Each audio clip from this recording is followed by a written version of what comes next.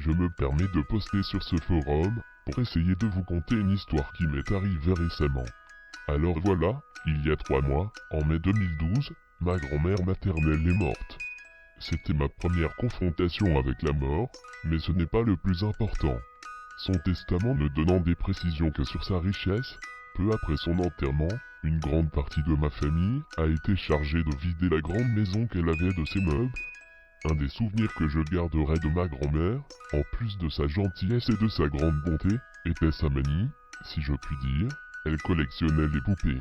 Je me souviens qu'elle me laissait jouer avec elles quelquefois, mais elle gardait les plus précieuses et rares, dans une vitrine et là, pas touche. Lorsque la famille a été un peu plus loin, j'ai enfin pu m'approcher de la vitre. J'ai ouvert la vitrine pour la première fois de ma vie, avec grande fierté. À l'intérieur se trouvait une dizaine de vieilles poupées sur lesquelles je ne me suis pas attardé. J'étais absorbé par la contemplation de ce carnet, posé sur la tranche au fond. J'ai délicatement écarté les poupées pour venir le prendre, et l'ai ouvert. J'ai immédiatement reconnu l'écriture de ma grand-mère. Sur les quelques pages qui n'étaient pas vierges, se trouvaient des photos de chaque poupée, se trouvant dans la précieuse vitrine. Les photos étaient accompagnées d'un court texte, les décrivant et racontant leur histoire. Mademoiselle Elisa, Autriche 1856. Acheté le 22-03-1967. Tissu de soie et coton d'Inde. A appartenu à la cousine du même nom du comte Holzbourgen, de 1857 à 1862, 1863, puis fut donné à Ralph Bergin, estimé à 1250 livres. Et ainsi de suite. J'étais ravi de découvrir chaque poupée, lisant leur histoire, et les cherchant du regard dans cette vitrine. Puis est venue la dernière poupée.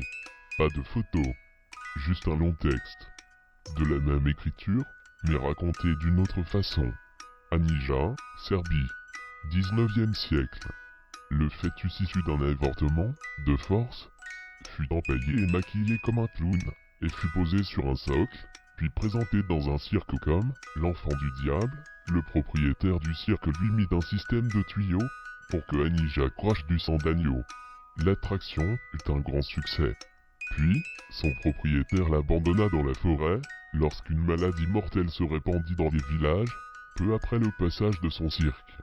C'est là que l'on perdit la trace du bel objet. Le propriétaire, Monsieur Spiljim, se pendit un an plus tard, en 1837. Même écriture, mais couleurs différentes, elle s'est remise à cracher du sang. Je la mets dans la cave. Idem, j'entends des bruits. Je n'ose pas descendre. J'étais horrifié à l'idée que ma grand-mère ait possédé une chose, comme celle-ci, et qui plus est, l'ait trouvée belle. À cette pensée, je me suis demandé à quoi cette horreur pouvait ressembler. Suivant la description, j'ai essayé de me faire une image dans la tête. J'ai réussi avec une facilité déconcertante. Puis, je me suis souvenu d'avec quelle poupée je jouais étant enfant. L'une d'elles ressemblait à la description. Elle me faisait peur, elle était rigide, et j'ai poussé un cri. À l'ouverture de la cave, on n'a trouvé que des débris de meubles et des taches noires. Rien d'autre.